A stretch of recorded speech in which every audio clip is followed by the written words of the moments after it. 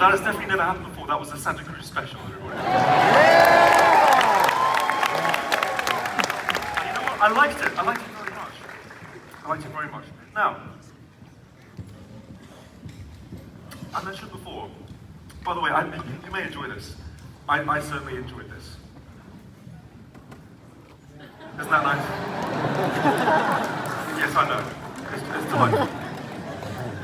So, I grew up 8,040 miles away, and it was just in a small town called London. Has anyone been to London? Well, that's excellent to hear. And London is a very special place. There's so many different kinds of music there, so many different kinds of people there. It's such a diverse place, such a strong place.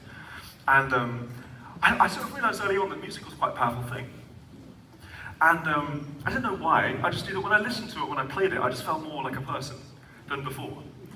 You know? And I think as I grew older, I realized why a little bit. I think the reason is because music is made out of life. It's made out of all the strongest bits of life. If you actually think about it, it's like music is just like air wiggling. Like that. And I think people are really quite wiggly beings. We're quite wiggly beings. Music kind of softens us in a way. But music is also built out of empathy. It's built out of courage. It's built out of trust and truth. It's built out of inclusivity. It's built out of physics and mathematics and history and geography and all these amazing foundational things. I think when we learn music, we kind of learn all there is to know, because in the practice of playing it are a lot of the best lessons in life. I think that because I'm a musician, I've become a better person, hopefully, through the process of understanding how to navigate this weird wiggly language. I've always liked the word wiggle. I don't know why. Maybe it's because it has two G's in it, side by side in the middle. It's great. Okay. But to me, I think that the most interesting music in the world is wiggly. I've spent a lot of years, for example, making songs in keys that don't exist. Things like this. These kinds of irresponsible activities. And also just if you think about rhythms and chords and melodies of these things, the imperfect, the wiggly things, they're way more interesting than other things. And I think that we as people are inherently very wiggly as beings when we're born. But then progressively as we get older, and some of you are really quite old, I think that it's very easy to lose touch with that inner wiggle, isn't it? Isn't it? Because there are lots of people in the world who would rather wiggly people with straight lines. Let's be honest. Now, I, for one, have always been profoundly wiggly. I'm a real wiggler, and I love this spirit of playing. And you can probably tell. It makes me sparkle. It makes me come alive, and I care a great deal about it. And I think that when we're kids, we learn everything's learned by playing. You play and you push different buttons and you try stuff out, and you just see what happens. But when you're grown up, it's easy to forget that spirit. So for me, one of the reasons I love music so much is because it brings me back to that feeling that I had when I was really small. Just like, I could go anywhere right now. Literally anything is possible at any moment. Because that's the thing with music, you can do whatever you want. Every single rule is completely arbitrary. And I've spent many years kind of bending those rules and trying to find my way within them to understand them. And I think it feels like something, there's something important about this spirit of embracing the inner wiggle. I don't really know what it means yet. But I think it comes down to softness. I think there's a really important distinction to make between hardness and strength. I think they're two very different things. It's easy, I think, to get confused about which one is which. Well, thank you very much. Something which is like rigid, something that's really hard and will hold its own and is brittle. Those things aren't the strongest things. Those people aren't the strongest people, in my estimation.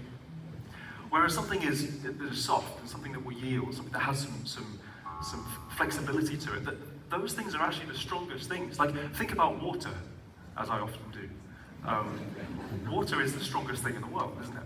Because it will overcome any hard object just through its being so flexible and so open. You can't destroy water, it will just change its shape, right? Suddenly it's steam, or suddenly it's ice, or whatever. But I sometimes, when I play, or when I live, or when I speak, I try to be more like water. I try to be a little softer. Because I don't think the world needs more hard people. I think the world right now needs a lot more soft people.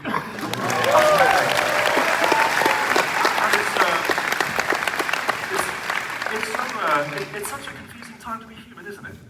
It's a strange time, and every day we have this onslaught of of confusion and agenda, and everyone's grappling for every single second of our attention, and it's a really astounding time to be human. But one of the reasons why I think we need music so much is it's one of the safest spaces for us to wiggle en masse, you could say, for us to find and remember those soft things, because they're not to be dismissed.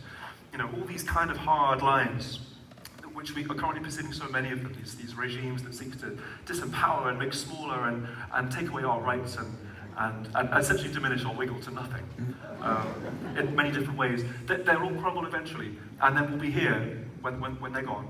And I think that there's something about the spirit of making music and the spirit of being soft that really is the most prevalent and most important thing ever. And I think about the way I grew up. I was raised by a single mom. I'm eldest of 3 kids, and Susie Collier, for those of you who don't know her, she had this amazing spirit of softness around her, and I looked up to it then, I still look up to it now. I remember sitting in audiences watching her conduct orchestras when I was small, and the model of leadership that was on display there was it was really different from a lot of the ones I'm seeing right now. She was so thoroughly unafraid of people's freedom. She would give so much freedom to people, so much permission, and she would be she's like the master wiggler kind of. But through her agency, people kind of came to life, and the kinds of musical results she got were so beautiful, so astounding. So I think I really do think if there's something I feel right now, it's the softness is crucial to hold on to. And when I forget it, because I do all the time, I forget that feeling, and then I come on stage and I look at all of you, and you remind me of it. So I'm so grateful to be able to do this with my time, and I'm so grateful that you came and you wiggled, and it's an ultimate privilege and a pleasure, so thank you so very much.